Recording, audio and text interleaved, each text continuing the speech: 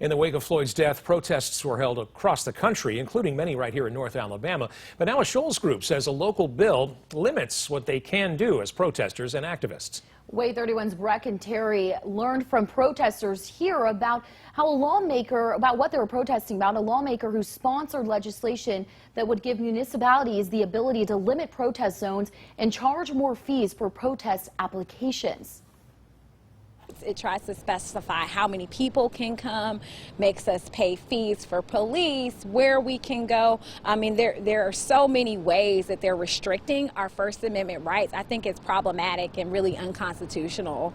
Florence activist Camille Bennett and her nonprofit have been protesting the removal of this Confederate monument outside of the Lauderdale County Courthouse. In the last year, they've stepped up their efforts to weekly protests. She feels Senate Bill 152 was filed to try and stop their efforts.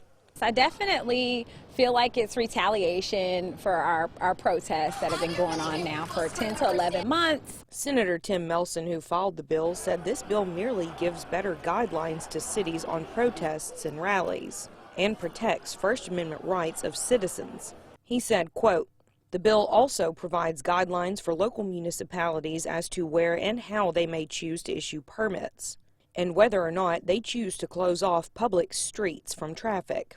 It allows businesses to be able to operate and serve their customers without confusion related to where and how rallies are permitted and what is considered public property," end quote. But Bennett said she thinks this bill will deter people from letting their voices be heard by allowing more restrictions. It's subjective to the officers, right?